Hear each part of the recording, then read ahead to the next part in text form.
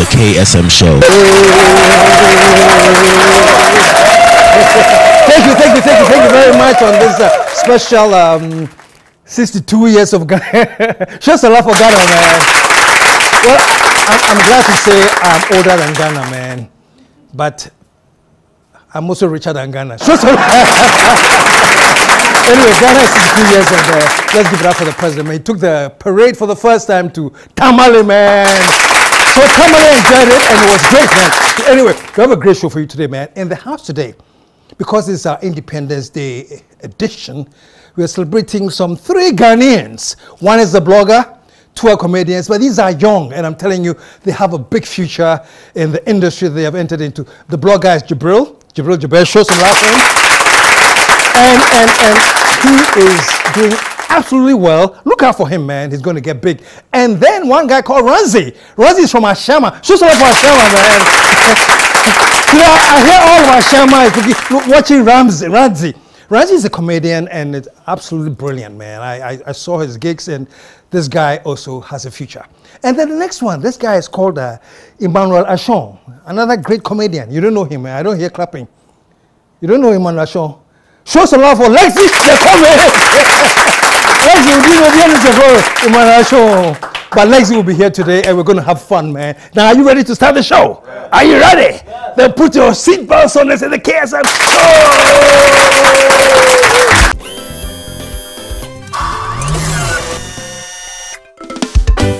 The KSM Show. Thank you. We're back. And thank you. As I said, today is the Independence Day edition of the KSM Show. And today, my focus is on the young, the up and coming, the talented, the geniuses, man. Shout out to that, man. And my first guest, young Jibriel Jagbesie. He's one of the most celebrated bloggers of all time. Show some love and welcome Jibriel. Very good. All right. Hey, man. Finally. Yes. I've been trying to have you here for about a year now, man. I think I've been dreaming of coming on the KSM show. I've been dreaming of meeting you. I think should I say I missed you in 2004. You went to Bolga and on your way back to Accra. You might have been some small boy then. Yes, you passed my house with my auntie Vanessa Mason. I think she was working with you. Yes. Then you came to, and I think my that was your house? Yes, my mom prepared jollof rice for you guys. That was your house? Then I wasn't at home. I mean, my dad, my siblings were around, but I wasn't at home. I was in Tumu by them. Oh, so I wow. came and then they told me, okay, Zink. I was like, oh, I missed. But I think it's an honor to be on. I'm very delighted to be on. And your show. I'm very proud of you, man. I read about you on Sappho's blog, yes. And I just thought, wow, that sounds like a very amazing talent. So you were born in Tumu. Yes, Yeah. I grew up in Tumu. I grew up with my mom alone in Tumu. I think for 11 years, and then did I hear he almost aborted you? Was that yes. Apparently, she keeps on telling me this story of she almost aborted me because pregnant, and then so many issues. According to her, she left my dad's home when she was 2 months. It was 2 months for her to give birth to me, because some family, I think, issues, man-woman issues. I don't. So she came back to Tumu, where her mom is, and then another family issue in terms of my great grandmom and then other siblings giving her issues. According to her, it wasn't easy, and so she felt that if she did you feel like bringing a child into the world? Yes, because according to her, as at then, my dad was also having some kululu, a headache to her, and she couldn't bear it. But she keeps on telling. After she tells me she's proud. She has been able to. Yeah, here you are now, man. I said she's so happy. Very happy. Okay. And anytime, probably, I normally call her on a weekend. Okay. And so if I don't call her on maybe Saturday or Sunday, due to my schedules, because I go for events and stuff, she'll call me probably on a Monday morning. Don't you know that you have people? I said, oh, I know. I'm busy. But you do know how busy we were before we gave birth. So that's no excuse. Yes, I have no excuse not to call her. And I think she's always proud of me. She doesn't hide it. My mom is a type. She's a fancy, and so she tries to express everything out to me. She made me understand that no matter what it is, I have to strive and then get to wherever I'm going. Fantastic. And you are doing well, man. You're doing extremely well. We'll get to that, but you came from From Tumu. Tumu? Yes, I started basic school at Tuchko demonstration in Tumu. Further to Canton Senior High School, also in Tumu. Then to National Film and Television Institute. Wow, so you came there when you come to NAFTA, was that your first time coming to Accra? I've been to Accra, I think twice. All to family, like a vacation and stuff. And then just for some 2 weeks. But coming to NAFTA was like the official coming to Accra. And KSM, that's where the hustle started. Yeah. That's where I felt, yes, should I say, I became a man, because when I was home, you're with your mom, probably your dad, he gives you everything. It's not everything per se, but he tries to give you that kind of, they give you that kind of You're life. sort of like on your own now. You have to fend for. Exactly. Coming to NAFTA, being at the hostel, sometimes when the trough money doesn't come, you have to find a way of getting it. To the extent, things were difficult. When I say things were difficult, I moved to my dad's side, where he made me have that feel of practicing journalism. And so the dream was to become an investigative journalist, per se. Because he enrolled me in so many ways. So you were studying journalism at NAFTA? I was studying journalism. Okay. Yes, I was studying journalism. Okay. And you originally had the idea of going into investigative journalism? Yes. So the main plan my dad drew for me was go to NAFTA, get a few tips about journalism. As at then, he had a link to Columbia. So he was like, after then, we can do some 1 or 2, probably go to the University of Columbia University. Yes, and then probably study some more into journalism and go into the investigative bit. And so that was the plan. I went to NAFTA, some few issues, money and stuff. My dad was building, and so there was a lot of downs, to the extent I have to go and stay with a brother at Dansuman, Banana Inn. And then I have to trek from Dansuman to NAFTA from Monday to Friday. Every day. Because I wasn't having that finance to pay car from Dansuman to NAFTA all the time. So I have to trek. And the interesting thing was, I was the class rep as at then in my class, and nobody knew this was the journey. Because before you come to class, I'm there. I'll make sure I put on the ACs, I put on the projectors and everything. And cool down before you come. And so it has been difficult, but I think it's something I learned. Then after all this, my dad had to find a way to probably give me some accommodation, where he brought me to people now. I call them my family because they've been very supportive. Mr. and Mrs. Alawiye, they accommodated me. They gave me home, my second home, and few months later I lost my dad. Okay. And so the investigative journalism story or dream started going down. But let's fast forward now, because now you are a blocker of national recognition in a way. And how were you blogging when you were in NAFTA? How did you get into blogging and get so? Apparently, KSM, I'm so sorry, Daddy. No, KSM is fine. Sure. Apparently, this dream of becoming a blogger started long ago when I was with my dad in Wa. He was into veterinary stuff, and so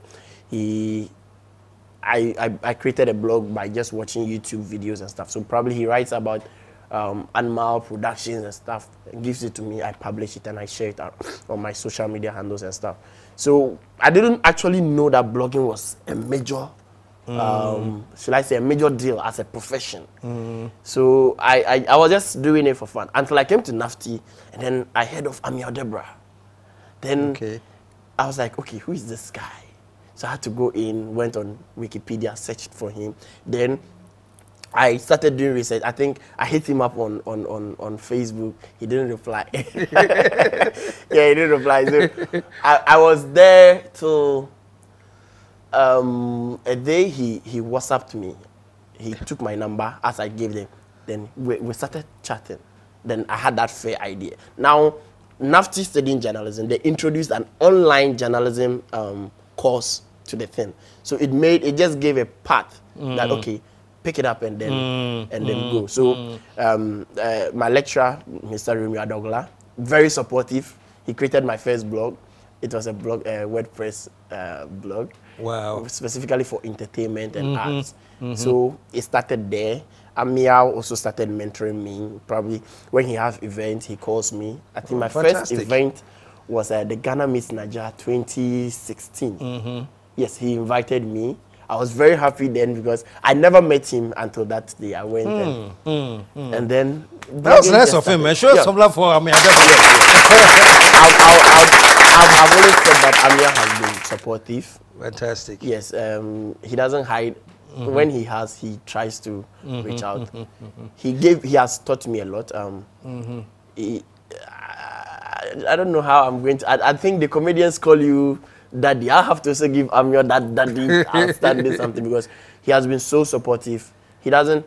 I think, and right now that we are trying, it's like I have to say it's a competition now because I'm trying to. He supported you now. I'm trying to reach. You're a competitor. Yes. It happens. Yes. You know. Yes. It's a. And so, and probably he's also grooming some other people. With him, so he's a little bit skeptic, and so. That's how blogging started for me. And beyond the blogging, you also have set up your own TV channel, which I really very, very. So after moving into blogging, apparently for 4 years I never made anything from blogging, like nothing, literally nothing. I was just using my friend's laptop to blog. He was at the host. He was my SRC president as I did at NAFTI. He's called Accra. He has a laptop. I pick it, go on Ghana Web, pick some few stories, scale it, and then put it out there. I wasn't making anything. Then I realized that Amiel started a YouTube channel where he goes for events, picks videos, and so I thought of it. Why don't I also start? Because Amiel has given me that step. I go for events as well. I don't have a phone. I never had a phone for the first 5 years in my career of blogging. I wasn't using a mobile phone. I wasn't having a laptop. I was using people's devices. And so then something came up. I think a friend of mine gave me a phone. It was a Nokia Lumia phone. So anytime I go for events, I pick videos, low quality. Then I come with the small editing bit I've learned from NAFTI, curl it and try to make it a little bit spicy. I put it out there on my social media. I didn't think of YouTube. Then one day I woke up, I was like, so 4 years into blogging, I haven't made a penny. Where am I going to? I think I was running out of loss. I was depending on people's devices and stuff. Then I went into and read more about YouTube. I realized you can make money from YouTube. Then I majored in it, started going for events. I created my channel. Actually, the channel was not Yekasa TV. The current is Yekasa TV. It was more of like. So the current channel is Yekasa. The current Yekasa TV. Yes, currently it is Yekasa TV. Now I was having a little bit problem with where I come from. I like to project where I come from. I'm a northerner, so I felt like I have to project where I come from. So I was having difficulty in getting a name for it. But looking at YouTube base, I wasn't thinking of Ghanaian based viewership. I was thinking of the outside because Ghana here, internet is a little bit expensive. So a Ghanaian You have to target those who can afford it out there. Yes, a Ghanaian finds it difficult to go on YouTube to watch a 5-minute video. So I have to target those out there. And those out there, majority are the Ashantis and the Akans. And they watch the internet. So I have to get a name or a niche that will... So I had to twist for 4 months. I got Yekasa TV. I created a channel, started putting events, programs, Shatawale's events, Stone Boys events. I go to cover, edit, and put it there. And then for 11 months on YouTube, I was able to groom 20,000 subscribers in less than... So you have 20,000 now? Now I have 21,000 plus. Wow. Fantastic. So and the target there is mostly the diaspora. Yes. They watch most of my content. I think now I think what's the lens size? How long are the pieces they put on? Mostly YouTube is a little bit complicated because of the data charges and stuff. You don't have to give them much. You also don't want to give them less. Too little. Yes, so I probably would just have to cut less than 20 minutes for you to enjoy. Unless maybe the content is exclusive and hasn't gotten to that length, then I probably will just cut it down for you. So events groomed that 20,000 subscribers. And then YouTube also turned in a way, hey, create your own content. You don't have to be dependent on people because they created their guidelines committee. So I started something. I started Lyrified Africa. Now, Lyrified Africa, apparently before that, I joined a team, a company called Enac Consult, headed by Nana Akosua Konedu. She was once on your show. It's a TV production company. So I met a few guys, music guys. They also love music. I was like, okay, why not create a content called Lyrified Africa, where we pick artist songs, review it based on our perception, how we feel, rate it. How is Lyrified Africa doing? Lyrified Africa is doing very well in terms of viewership. People are patronizing it. The less video of Lyrified the viewership we can get is less than 600 views. The rest are above 1,000, 2,000, thereabout. So I think people are really picking up. Fantastic. Yes. Let's take just a brief second to look at something that he does on. Is it Yekasa? Yekasa. Okay. Apparently, probably with what I want to lighten. I want people to feel the stress some of us have to go through when we are recording videos at events. I was secretly recorded when I was videoing Shatawale on stage some time ago, and the stress. Is that what we're going to see now? Yes, that's what you are going to see. Okay. Because, take a look at this.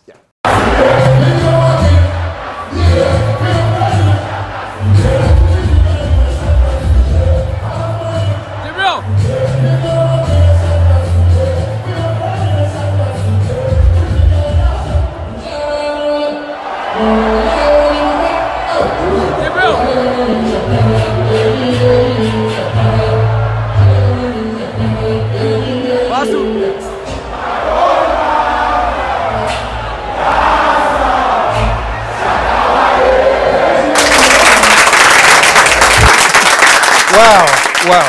So this was me hustling. Yes, you hustling. Yes, I like how you put the... I really go through a lot because I don't have a camera. I've used my mobile phone for my productions. Even with Lyrified. I think the recent episodes that I've been able to lure with some few guys called Twins Don't Beg. They are twins and they are into photography. So they've been supportive. So they gave me a portion of their studio in their house, and then they give me their equipment. So I bring my guys in, we sit down and record. But since then, it's my phone. We use my phone for events. Great. Well, how is the income now? You're talking about 4 years in the dry. Well, for the 4 years, I haven't made anything. But in less than a year, you two have made me to smile small. Put your hands together, man. YouTube has made me smile small. We're going to take a break now. When we come back, we're going to be talking to some comedians, and he will still be here with us, so we'll have a chat with him. Stick around, folks. We'll be right back.